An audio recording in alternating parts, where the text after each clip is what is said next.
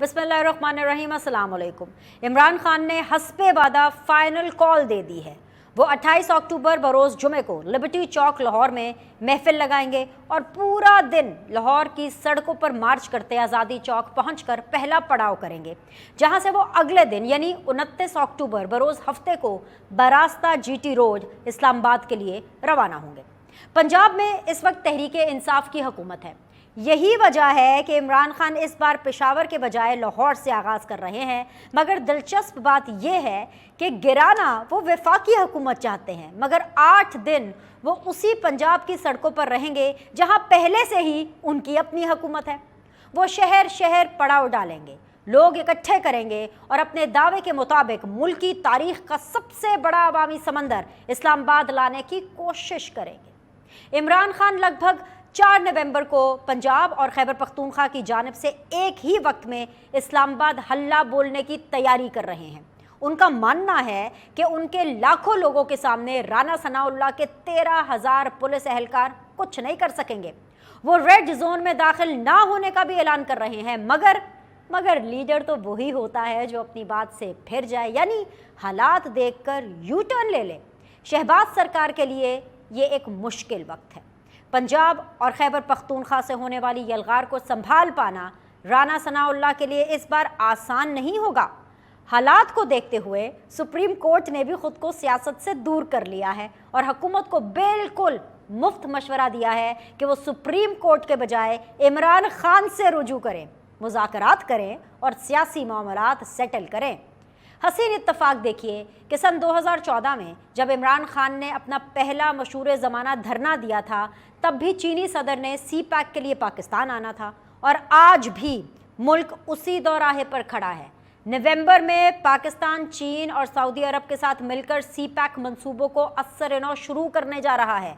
Saudi अरब 12 अरब dollar की सरमायाकारी करने जा रहा है। चीन से ताल्लुकात बहाल हो रहे हैं। कतर भी 3 अरब डॉलर की सरमायाकारी कर रहा है। मगर इन सब बातों से बेनियाज इमरान खान अपनी पंजाब और खैबर पख्तूनख्वा हुकूमतों समेत वफाक पर चढ़ाई करने जा रहे हैं। अस्सलाम वालेकुम। आज के पैनलिस्ट मैं आपके सामने रख देती हूँ। मुझे हुकूमत से PMLN से अली गौहर बलोच साहब ज्वाइन कर रहे हैं इस्लामाबाद स्टूडियो से। अस्सलाम वालेकुम, खुश आमदीद। मुझे अंदलीब अब्बास साहिबा ज्वाइन करेंगी, रहनुमा है पाकिस्तान तहरीक इंसाफ की। अंदलीब को भी अस्सलाम वालेकुम, खुश आमदीद, बहुत बहुत शुक्रिया ज्वाइन करने के लिए। अंदलीब है मेरे साथ। All right Andleeb, can you hear me? Okay Andleeb, आपको आवाज़ आ रही है? सवाल रखूँ? जी ज़रूर रखें। Okay Andleeb, happening days for you coming up. लेकिन पहला सवाल मैं ये आपसे पूछना चाहूँगी कि हुकूमत आप वफाकी गिराना चाहती हैं, लेकिन आपने 8 दिन या लगभग 1 हफ्ता पंजाब की ही सड़कों के ऊपर रहना है। वहीं पर आप लोगों ने अपनी एक्टिविटी करने हैं, जलसे करने हैं, जुलूस करने हैं। तो इस लॉजिक की कुछ समझ नहीं आई। अगर इतना सब कुछ करना है तो डायरेक्टली इस्लामाबाद जा करके वहाँ पर क्यों नहीं कर रहे? शुक्रिया बीनिश। सबसे पहली बात तो यह है कि आपने देख ही लिया कि जो कुछ हो रहा है इस मुल्क के अंदर, और हुकूमत अपनी मौत खुद मर चुकी है। हमने तो सिर्फ वहाँ जाके इसके कुल पढ़ने हैं। मौशी तौर पे कम्प्लीटली ख़त्म हो गई। आपको पता है कि आज जो एक और पहले भी नेगेटिव हो गई हुई थी, आज और एक जो है रेटिंग एजेंसी से उसको एक्सट्रीमली नेगेटिव और रिस्की करार दिया।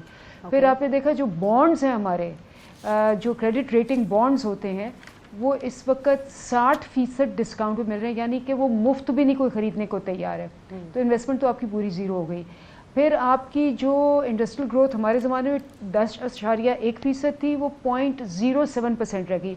बकौल राना सनाउल्लाह के खुद जब उनसे पूछा गया कि तो आपके घर में भी आपको वोट नहीं दिया फैसलाबाद में, तो उन्होंने कहा कैसे वोट दें, सारी फैक्ट्रियाँ बंद हो गई हैं, पावर लूम्स जो हैं वो ख़त्म हो गई हैं क्योंकि बिजली बड़ी महंगी है, और लोग लाखों की तादाद में बेरोज़गार हो गए हैं। तो ये आप क्लिप चला लें, राना सनाउल्लाह का हर प्रोग्राम में आके उन्होंने बताया कि जी उनके घर वालों ने उनको वोट क्यों नहीं दिया। अब शेर अली के घर से उनको वोट नहीं मिला, तलाल चौधरी को उनको घर से वोट नहीं मिला। तो जब ये हाल है कि एक हुकूमत कहती है कि ना हम माशी तौर पर आपको मुकाबला कर सकते हैं और ना ही हम इंतखाबी तौर पर मुकाबला कर सकते हैं, भाग गए हैं। इनको जो अवाम ने फैंटियाँ लगाई हैं मुझे बताएं, कभी आपने दुनिया में कोई 15 पार्टियां, ये 15 पार्टियां हैं जो मिलके इंतखाब नहीं जीत सकती, और इनमें इतनी हिम्मत ही नहीं है। इन्होंने ये सोचा था कि हमारा अपना जो है घर का इलेक्शन कमिश्नर, उसको मिला के, इस्टेब्लिशमेंट को साथ मिला के, मशीनरी, पैसा, इम्पोर्टेड सपोर्ट लेके हम इनको फारिग करके इंतखाबात में कहेंगे ये देखें, जो अवाम ने उठ के इनको यूं करके बाहर फेंक दिया। अब इनकी जुर्रत नहीं अवाम में जाने की, वैसे ही जुर्रत नहीं है। ये निकलते हैं तो इनको चाहे लंदन में निकले, चाहे ये यूएस में निकले, चाहे पाकिस्तान में निकले। आपने देखा ना कि मरियम का क्या हशर किया, जो मरियम ने वो ट्वीट की। उससे पहले मरियम ने एक तस्वीर लगाई हुई थी लंदन में मॉर्निंग वॉक, तो लोगों ने नीचे लिखा हुआ था जरा पाकिस्तान की सड़कों पे चल के दिखा, जरा मॉर्निंग वॉक, वापस आ। तो ये तो इनका हाल है कि ये लंदन में भी नहीं छुप सकते, ये लंदन में भी नहीं रह सकते। तो उसके बाद आप क्या एक्सपेक्ट करती है? और हमारा लॉन्ग मार्च है, ये मत समझें कि ये मार्च जो है ये ऐसे ही आपको, जैसे हमने वो सज्जी दिखा खब्बी की, खान साहब ने आपको एकदम बाय सरप्राइज लिया। ये भी, ये जो रूट हमने आपको बताया हुआ है, कोई पता नहीं हम क्या करें, क्योंकि ये तो हम ऐलान कर रहे हैं। हमारी इस वक्त कोई 3 से 4 डिफरेंट स्ट्रेटजीज हैं जिन पे हम काम कर चुके हैं, इसीलिए हमने मार्च भी शुरू कर दी है। ये तो अभी मैं बता रही हूँ 2 दिन मार्च के होंगे, और जब आवाम का समुंदर बाहर आएगा, ये अपने घरों में भी नहीं रह सकते, क्योंकि पर Andleeb, my basic question still remains unanswered. 8 दिन पंजाब में क्यों? आप स्ट्रीट पावर करना चाहते हैं, आपका जमहूरी हक है, इस्लामाबाद पहुंचे डायरेक्टली और वहां जाके 8 दिन इस्लामाबाद को चौक करें। वाई पंजाब? पंजाब में तो आपकी अपनी हुकूमत है, अपनी हुकूमत के खिलाफ थोड़ी कर रहे हैं आप एहतजाज। जी नहीं, हम तो मार्च कर रहे हैं। अब देखें, आपने ये सवाल बिलावल को किया था जब वो आया था कराची से इस्लामाबाद। भाई आप अपना पूरा अपना पूरा प्रोविंस, अपने पूरे बंदे साथ साथ लेके चलते हैं। हम अपनी हर कॉन्स्टिट्यूंसी में से बंदे साथ लेके चलेंगे, और हम वहां पहुंचेंगे तो पूरा एक समुंदर होगा। इसी तरह होता है, लॉन्ग मार्चेस तो हमेशा ऐसे होते हैं, वो तो जलसे होते हैं या वो इवेंट्स होते हैं जो वो एक जगह पे होते हैं। All right, I got your point. Stay with me Andleeb, stay with me. Ali Gauhar Baloch sahab, 2 चीज़ें अंदलीब अब्बास साहिबा ने बड़ी जस्टिफाइड उठाई हैं और मुझे उसी का जवाब चाहिए, और मैं उम्मीद करती हूँ कि आप दोनों हजरात, क्योंकि आज मैंने इसलिए 2 शख्सियत को बुलाया है ताकि मुझे मेरे सवालों का जवाब मिल सके। अंदलीब अब्बास साहिबा ने कहा कि भाई आप पाकिस्तान में आप लोग ज़रा सड़कों पे निकल कर दिखाएं। भाई आपने अपनी तैयारी कर ली अली गौहर बलोच साहब इस मार्च के लिए, इस इस्लामाबाद का जो लॉकडाउन होने वाला है उसके लिए, क्योंकि इन्होंने आपको सड़कों पर निकलने नहीं देना, चैलेंज भी कर रहे हैं आप लोग को। जी बिस्मिल्लाहिर्रहमानिर्रहीम। देखें, इसमें तो कोई शक नहीं कि अंदलीब की 1-2 बातों से तो मैं भी इत्तफाक करता हूँ कि ये मुल्क में इंतशार फैलाने के, मुल्क का बेड़ा गर्क करने में, मुल्क में जो है तबाही फैलाने में ये बड़े माहिर है। अगर किसी शहर में आग लगानी हो, किसी मुल्क की इमलाक को जलाना हो, किसी मुल्क के टीवी स्टेशन के ऊपर कब्ज़ा करना हो, किसी सुप्रीम कोर्ट के इर्द गिर्द कब्रें खोदनी हो, किसी असम्बली के जंगले तोड़ने हो, तो ये जो मतलब है कि फितनों का जत्था है, उस चीज़ में तो ये बड़ा माहिर है। दूसरी बात है, अभी ये वो कहते हैं ना कि सवाल चना जवाब गंदम, तो ये बातें मतलब है कर रही थी इकॉनमी के ऊपर। जिन्होंने 2018 में जो हंसता बसता पाकिस्तान दिया गया उसका बेड़ा गर्क कर दिया इमरान अहमद नियादी ने अपनी करप्शन के ज़रिए। अपनी बहनों की जेबों से तलाशी ले तो उसमें से अरबों रुपए निकलते हैं अलीमा खान की जेब से। ये पंजाब की हुकूमत परवेज़ इलाही की बनी है तो सबसे पहला NRO इसने फरा गोगी को दिया है, जिसके अकाउंट्स में अरबों रुपए इमरान अहमद नियादी और उसकी एहलिया के लूटे हुए पड़े हुए हैं। तो ये मतलब है कि किसी सूरज ग्रहण के ऊपर ये किसी मार्च का ऐलान करते हैं, किसी चांद ग्रहण के ऊपर ये अपने किसी मार्च का ऐलान करते हैं। इस तरह से ये मतलब है अपनी सियासत चला रहे हैं। ये तशरीफ़ लेकर आए, इनकी दिमागी इमराद, इखलाकी इमराद के लिए हकीम साहब तशरीफ़ फरमा है इस्लामाबाद में। जिस हुकूमत को ये कहते हैं ना कि 25 किलोमीटर की हुकूमत है, वो राना सनाउल्लाह साहब बैठे हुए, इनके तमाम बीमारियों का गारंटेड। देखें, वो गारंटेड इलाज, इसीलिए इनको वो नहीं भूलते ना, बार बार राना सनाउल्लाह का मशवरा दे रही थी। इनसे ये पूछे, इनको शर्म आनी चाहिए। ये इनकलाब की बातें करती हैं ना। मुझे ये बताएं कि कराची के इलेक्शन में पीटीआई का चेयरमैन को शिकस्त फाश हुई है, मुल्तान में जो है वो वाइस चेयरमैन को जो है वो पीटीआई के को शिकस्त फाश हुई है। अगर 5 लाख मिसाल के तौर पे आपने वोट लिया है, 4 लाख वोट जो है वो मतलब पीडीएम की पार्टीज ने ले लिया है, तो मतलब शर्म का मकाम है ये। वही कर आपको वो, अच्छा अगर आप समझते हैं कि ये जो मतलब ज़िमनी इंतखाबात में सीटें हारने के बाद हुकूमतों को मुस्ताफ़ी हो जाना चाहिए, तो जब आपने 14 में से 13 सीटें हारी थी आप मुस्ताफ़ी हो गए थे। जब आपको कराची की आवाम ने वाडा वाली सीट के ऊपर किक आउट किया था और आप 6ठे नंबर पर आपका कैंडिडेट आया था, तब आपने हुकूमत छोड़ दी थी। जब पिशावर में खटक साहब, जहाँ पर आप कहती हैं कि उनकी बड़ी तोती बोलती है खटक साहब की, उस हलके में जब वो हमारे मुस्लिम लीग नून के कैंडिडेट जीत गए थे तो आपने हुकूमत छोड़ दी थी। तो भाई अपने गिरबान में झंको, सबसे आसान तरीका तो ये है कि दोनों सूबों से मुस्ताफी हो जाओ ना।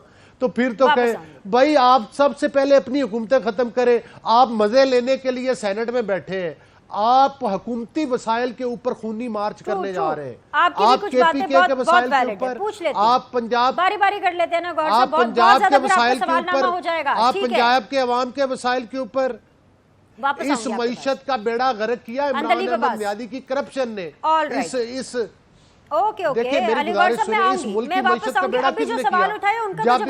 जब इनको इनकी एक गो में सारा 4 साल के अंदर दिनेश पूछे ना इनसे, 4 साल के में 4 साल की करप्शन में अगले से मुझे तो लगा कि आपकी तैयारी लॉन्ग मार्च के लिए अच्छी है। इन्होंने 4 साल के अंदर क्या क्या घपले किए हैं। अरे ओके ओके ओके, अलीगढ़ साहब मैं आ रही हूँ वापस। अंदलीबाबाद साहिबा, इखलाक की चीज को एक तरफ रखिए, आईनी कानूनी लॉजिकल जरा बात करते हैं। आप फॉर एग्जांपल इस्लामाबाद चले गए, आप लोगों ने कोर्ट्स को भी ये यकीन दहानी कराई है कि आप श्रीनगर हाईवे पे रहेंगे, पुरअमन रहेंगे। आपने यकीन दहानी कराई, हमने मान लिया। लेकिन फॉर एग्जांपल आप श्रीनगर हाईवे पे जाते, 10 दिन बैठते, 20 दिन बैठते, 30 दिन बैठते, 50 दिन बैठ जाए, फिर भी अगर हुकूमत नहीं गिरती तो फिर आप क्या करेंगे? क्योंकि हुकूमत तो श्रीनगर हाईवे पे आप जितने चाहे मर्जी दिन बैठ जाए उसका प्रेशर नहीं लेगी। थोड़े दिन के लिए वो समझेगी कि शायद श्रीनगर हाईवे भी पंजाब का हिस्सा है, क्योंकि वैसे ही उनकी हुकूमत चंद किलोमीटर की है। सो आप हुकूमत कैसे गिरा पाएंगे? आपके मकासद इस मार्च के लिए क्या हासिल हो पाएंगे, ये बताइए मुझे। नंबर 1, मुझे बड़ा अफसोस हुआ, लेकिन ये इनकी पार्टी में होता है। इन्होंने मिफ्ता इस्माइल को बहुत बुरा भला कहा, क्योंकि मिफ्ता इस्माइल थे जो फाइनेंस मिनिस्टर 2018 में, और उन्होंने ये अप्रैल 12, 2018 को जब वो तकरीबन ख़त्म हो रही थी इनकी हुकूमत, उन्होंने कहा कि जी इतना बुरा हाल है, पाकिस्तान की तारीख का सबसे बड़ा नुकसान खसारा $19 बिलियन, तो मैं क्या करता ये 5 साल में हुआ। उन्होंने कहा, ये फेमस हेडलाइन आई थी कि PIA अगर कोई ख़रीद ले तो मैं पाकिस्तान स्टील मिल फ्री दे दूंगा, बाय 1 गेट 1 फ्री, ये उनके लफ्ज़ हैं। तो मुझे अफसोस है कि ये मिफ्ता वैसे भी वो दोबारा आए, फिर दोबारा इन्होंने उनको मारा, फिर इन्होंने कहा कि नहीं जी वो इसहाकदार आके सब चेंज करेंगे। इसहाकदार आए और बेड़ा गर्क हो गया है। मैंने बताया ना, 2 नॉच नीचे कल नेगेटिव और हो गया पाकिस्तान। तो आपस में इनकी लगती रहती है। आपको पता ही है कि इनका एक नून लीग लंदन है, एक नून लीग लाहौर है, और वो जो रस्सा कशी है मरियम वर्सेस हमज़ा, मरियम वहाँ भाग के चल गई तो हमज़ा ने कहा मैं क्यों आऊँ। वो इनके अपने लीडर्स ने कहा कि जी ज़िमनी इलेक्शन में हमज़ा गायब था। तो ये तो चले इनका अपना मसला है, चलते रहते हैं। तो आज ये भी मिफ्ता इस्माइल को कह रहे हैं कि जी बहुत बुरा हाल था 2018 में, बट ठीक है। एनीवे, जो हमारा है, देखें हमने आज तक जितने मार्च किए हैं, जितनी भी हमने 71 जलसे किए, हमने बड़े पुरअमन किए, ठीक है। दूसरी बात यह है कि आपको याद होगा कि हमारा जो है मकसद वो है इलेक्शंस की तारीख लेना। हम हमेशा कहते हैं इलेक्शंस की तारीख दें। हम तो नहीं कह रहे कि ये अभी चले जाएं, ये करें वो करें। हम तो कह रहे हैं जी इलेक्शंस की डेट दें, ताकि मुल्क में जो एक गैर यकीनी माहौल है वो नहीं होना चाहिए। मसला क्या है? मसला ये है कि चूंकि ये सारे पैसे, सारी धांधली, सारी ताकतें जोड़ के भी ये एक जिसको कहते हैं इबरतनाक शिकस्तें खा चुके हैं, तो ये इलेक्शंस की तरफ आना नहीं चाहते। अब अवाम जो है वो खड़ी हो गई है। आप ये देखें कि अरशद शरीफ की डेथ के बाद और उससे पहले लोग हमारे लिटरली, हमें आपको भी पता, मैं हमेशा आगे कहती थी कि लोग जो हैं वो बर्दाश्त नहीं कर पा रहे। वो कह रहे हैं जी निकलें, हम कॉल नहीं करते, लिबर्टी में लोग जमा हो जाते हैं, मैं जाती हूँ वहाँ उनके बुलाने पे, तो वो कहते हैं जी जाती उम्रा चलें। तो अगर हम ना निकलते तो लोग निकल के इनकी गर्दनों पे आ गए होते थे, क्योंकि लोगों के साथ जो इन्होंने किया है, जो इन्होंने इस वक्त अरशद शरीफ की जो पूरी एक मिस्ट्री आ रही है, और वो जितना मर्जी ये छुपाएं, जो मर्जी करें, वो चाक हो जाएगी। तो उसके बाद इनका ये समझते हैं कि हम छुपा कौन रहा है? उल्टा तो एक कमीशन बनाया गया इन्वेस्टिगेट करने के लिए, और क्योंकि उसमें जो कमेटी के मेंबरान में से एक मेंबर आईएसआई से भी था, ऑब्वियसली उनको जाहिर सी बात है थोड़ी रिजर्वेशन हुई कि वो सियासत से दूर रखना चाहते हैं। अच्छा, मुझे ब्रेक का कहा जा रहा है, मैं यहीं से कॉन्वर्सेशन को रिज्यूम करूंगी। अंदलीब ने एक बात बहुत क्लियरली इस शो के अंदर बताई है, अली गौहर बलोच साहब, और इसी का मुझे जवाब चाहिए। उनको सिर्फ और सिर्फ इलेक्शन की तारीख चाहिए, आप पहले दे दे, वो लॉन्ग मार्च करेंगे नहीं, बहुत से वसाइल पाकिस्तान के, बहुत से पैसे और अमन व अमान जो है वो पाकिस्तान का बच जाएगा। एक शॉर्ट सा ब्रेक, विल बी बैक।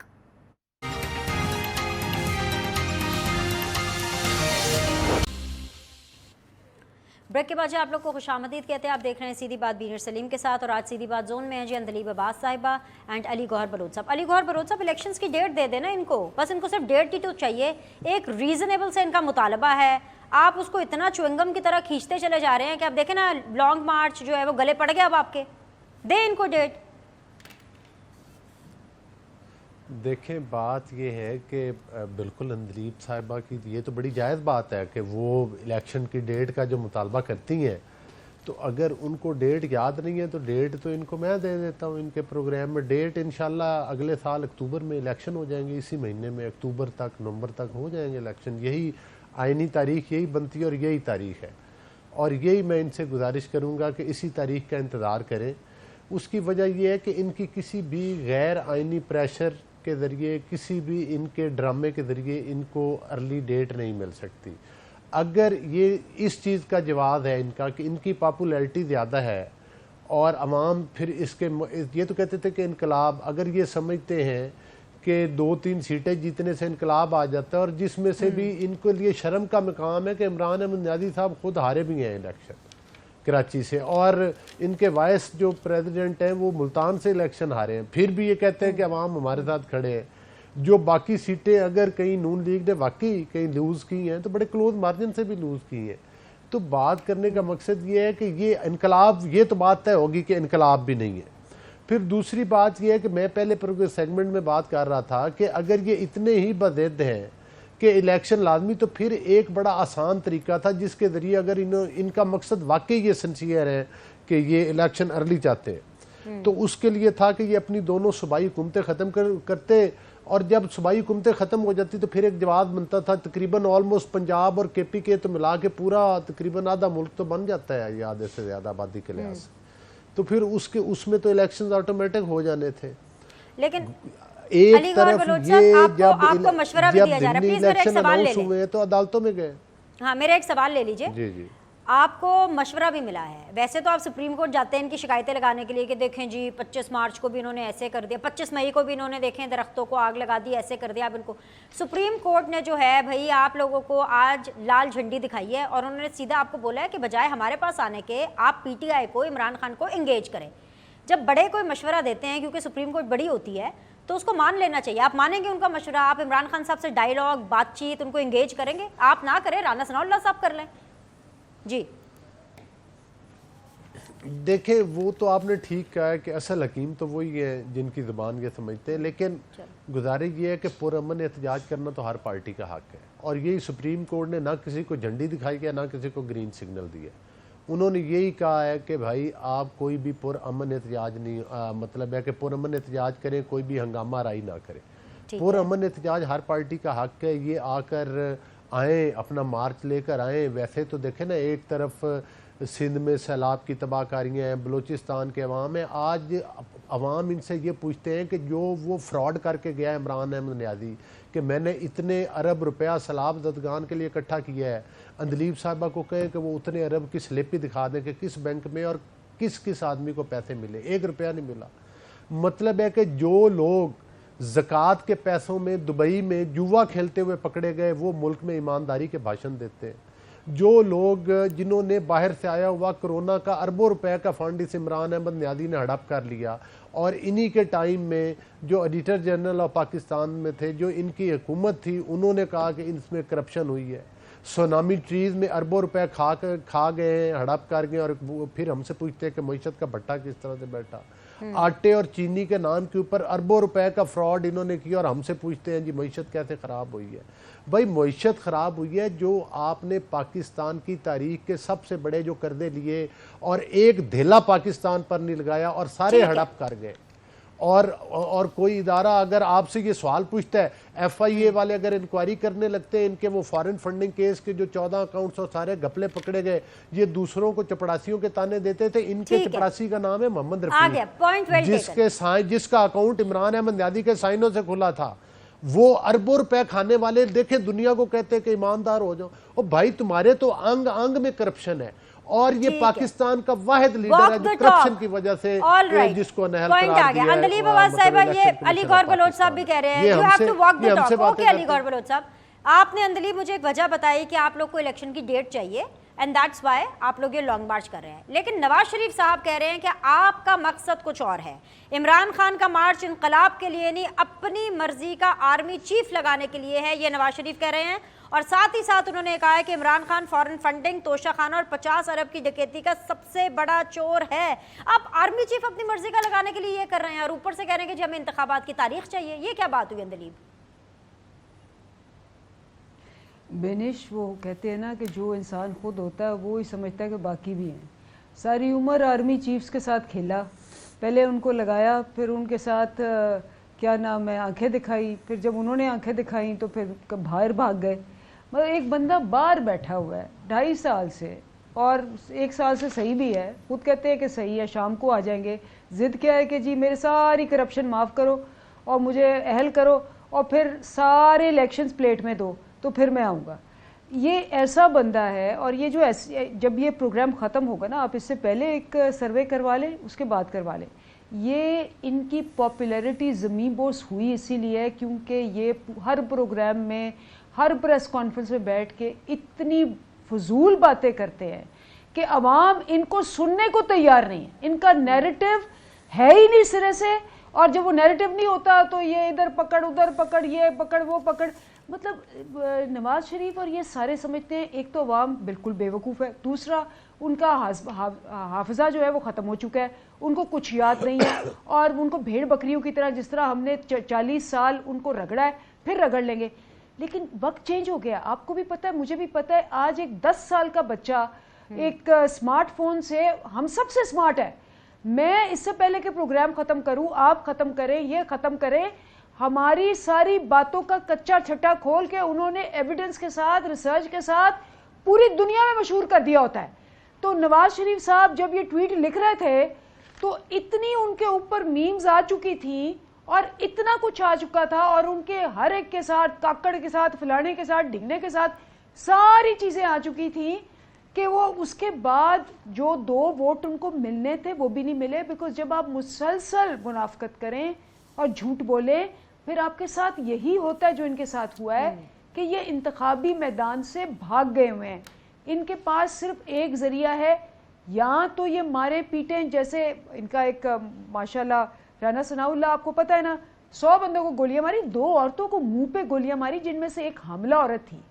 वो ये जो पूरा इनका एक पूरा सिस्टम है मार का, 25 मई को क्या हुआ, अभी तो हम निकले थे, तो मार पीट के 82 साल की औरत को, रात के वो अल्लामा इकबाल की बहू को, डॉक्टर यास्मीन को, मुझे, मेरे ऊपर 7 केसेस, 4 दहशतगर्दी के, 1 कत्ल का, ये तो इन्होंने किया था। तो अब मुझे बताएं कि सिवाय इनके ऊपर स्टेट टेररिज्म करने के और धांधली करने के बावजूद हारने के, इनके पास कुछ नहीं है। मरियम चली गई है, वो अपनी सर्जरी कराने गई है, पहले नवाज शरीफ चले गए थे। आपको पता है कि शहबाज शरीफ भी भाग रहे थे रात के 12 बजे, हमने इनको पकड़ा था, वापस लेके आए थे। साहब से मिलने के लिए गई हैं, या आपको किसने बताया कि सर्जरी के लिए गई हैं? कोई एक्सक्लूसिव है तो हमें बताएं। उन्होंने, मेरे ख्याल है क्लिप, आप क्लिप निकाले उनका, जहाँ वो कह रहे मेरी एक छोटी सी सर्जरी और मैंने हर सूरत बाहर जाना है, निकाले कितनी ये।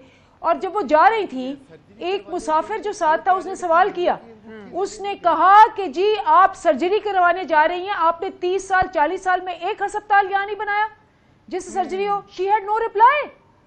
ये तो आपने दिखाया कितनी दफा कि मुसाफिर ने पूछा कि मैडम आप तो अपनी सर्जरी बाहर करा रही हैं, इसका मतलब है एक भी आपने पाए का अस्पताल नहीं बनाया, तो पैसे कहाँ गए? पैसे आपकी सर्जरियों पे लग गए, आपके अपार्टमेंट्स पे लग गए, आपकी अशियों पे लग गए, आपके बच्चों पे लग गए, आपके बिजनेस पे लग गए। पाकिस्तान को आप खाली कर गई। She had no reply. पैसे कहाँ गए? ठीक है जी, ब्रेक लेना। All right, I have to take a break. और 27 अक्टूबर है कल यौम सियाद है कश्मीर के हवाले से। भारत ने कश्मीर के ऊपर जुल्म ढाया था, लेकिन कोई जुमेरात की बात नहीं कर रहा है। यानी जुमेरात के हवाले से अगर मैं बात करूँ, 27 अक्टूबर की बात नहीं कर रहा, हर कोई जुमे की बात कर रहा है, क्योंकि जुमे को इमरान खान साहब ने लॉन्ग मार्च कर निकालना है। तो मेरी बात सुने, कश्मीरियों के लिए कौन खड़ा होगा? एक छोटा सा ब्रेक, विल बी बैक।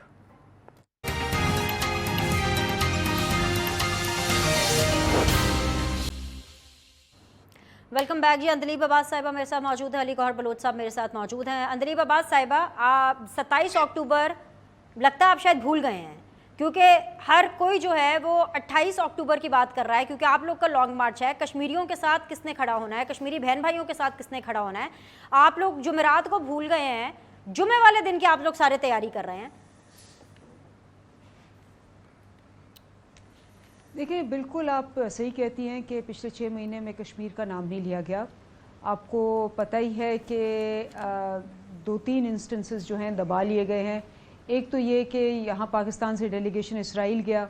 आपको ये भी पता है कि इन्होंने इंडिया से वो जो लीक्स आई थी उसमें कहा कि इंडिया से इंपोर्ट करानी मशीनरी मरियम के दामाद की, जो कि इन्होंने ओन अप किया कि ये ऑडियो लीक्स बिल्कुल ठीक है, जबकि हम इंपोर्ट पे इंडिया से लगा चुके थे बैन। इसलिए लगा चुके थे क्योंकि उस ज़माने में हम बड़े वसिफरस थे।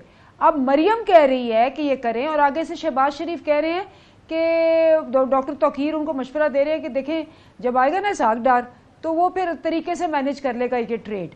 तो आप ये देखें कि इस हुकूमत ने कसम खाई हुई है कि इम्पोर्टेड हुकूमत। अब परसों क्या बात हुई, ये इसहाकडार अच्छा, कह रहे हैं कि हम अब मुझे सिर्फ ये बताएं कि कल 27 अक्टूबर को यौम सियाह कश्मीर के दिन हम कश्मीरियों के साथ खड़े हो रहे हैं, इंडिया के अगेंस्ट खड़े हो रहे हैं कि नहीं हो रहे? क्योंकि जो 1947 में भारत ने जो उस कश्मीर के साथ किया, उसके ऊपर कब्जा कर लिया, उसको मकबूजा बना लिया, हम उस टाइम को याद करते हुए अपने कश्मीरी बहन भाइयों के साथ हैं कि नहीं है? मुझे इसके बारे में बता दें प्लीज। जी बिल्कुल, हम खड़े होते हैं, हर साल खड़े होते हैं, लेकिन हुकूमत जो फॉरेन ऑफिस होता है, मैं फॉरेन ऑफिस में रही हुई हूँ, सारा कुछ फॉरेन ऑफिस करता है। एक आप इंटरनेशनल फोरम्स पे आप उसको रेज करते हैं, एक दफा नहीं पूरे साल आप बिल्ड करते हैं, आप उसकी एक्टिविटीज करते हैं। मुझे बताएं इस हुकूमत ने क्या की है, मुझे बताएं कौन सी एक्टिविटी की है, मुझे बताएं कि इस वक्त जाके सवाए ये कहने के जी हम सब कुछ के लिए तैयार हैं और बूट पॉलिश करने के अमेरिका के, और ये कहने के कि हाँ जी हमें रूस से तेल खरीद लेना चाहिए था, ये इसहाक डार कह रहा है कि अब हम खरीद लेंगे, जबकि उसने कौम को 100 रुपए का टीका 6 महीने के लिए लगा के गरीबों को ये कह के, मुसद्दक मलिक कह रहे हैं कि जहर देने के लिए पैसे नहीं है, और अब जाके कहते हैं जो हम कह रहे थे कि जी रूस से हमने तेल खरीदना था। हुकूमत का सुन ले अंदलीब। फॉरेन ऑफिस अली गौहर बलोच साहब क्या कर रहा है? ये 7 से ऊपर टाइम हो गया, मतलब ये 8 बजने वाले हैं, आज का दिन चला गया। कल यानी रात को 12 बजे के बाद 27 अक्टूबर होगी, यौम सियाह कश्मीर होगा। हुकूमत की क्या तैयारी है? मैंने टेलीविजन के ऊपर इस हवाले से कोई कैंपेन तो नहीं देखी। एजुकेट करना है अपने आवाम को, कश्मीरियों के साथ खड़े होना है, नहीं खड़े होना है, मुझे बता दें इसका स्टेटस। देखिए, बात ये बेनिश के आप इनसे सवाल पूछती हैं ये, और वो आगे से आए बाएं शाएं करते हैं। मकसद ये है कि इन लोगों से सवाल चले आप पॉइंट का जवाब दे दें, जिन्होंने आप पॉइंट का जवाब दे दें। आप पाकिस्तान की 70 साल तारीख में पहली दफा हुआ कि इमरान अहमद नियादी ने कश्मीर का सौदा किया। वो कश्मीर जो कि कम अज कम एक डिक्लेयर्ड था कि वो एक मकबूजा कश्मीर है, उसको इसने सौदा करके ट्रंप के साथ बेच दिया, कश्मीर का सौदा किया। आप इनसे सवाल करती हैं जिन्होंने कुलभूषण यादव को एनआरओ दिया, और उसके लिए असम्बली के अंदर ख़ास तौर पर पाकिस्तान की तारीख में ये भी पहला दफ़ा हुआ है कि बाई नेम किसी की बाई नेम लेजिस्लेशन की गई हो किसी बंदे को एनआरओ देने के लिए, रिलीफ देने के लिए। फिर आप उनसे बात करते जो कहता है कि भाई इंडिया के, मैं तो दुआ कर रहा था कि मोदी की कामयाबी की दुआएं कर रहा था। आप अंदाज़ा करें कि इनके बुग़्ज़ और इनकी मतलब है कि पाकिस्तान दुश्मनी का इधर से अंदाज़ा करें कि यही इमरान नियाज़ी साहब कुछ दिन पहले बिलावल भुट्टो का कंपैरिजन कर रहे थे इंडिया के वज़ीर ख़ारजा को, और अपनी सियासत और अपनी 6-6 कैरेट की अंगूठियां हजम करने के लिए इंडिया के वज़ीर ख़ारजा को अच्छा कह रहे थे। बिलावल पाकिस्तान के लिए और कोई और कश्मीर के लिए खड़ा हो या ना हो, तमाम पाकिस्तानी अपनी कश्मीरी बहन भाइयों के लिए खड़े हैं, उनके साथ खड़े हैं। कश्मीर जिंदाबाद, पाकिस्तान जिंदाबाद। कल मिलते हैं।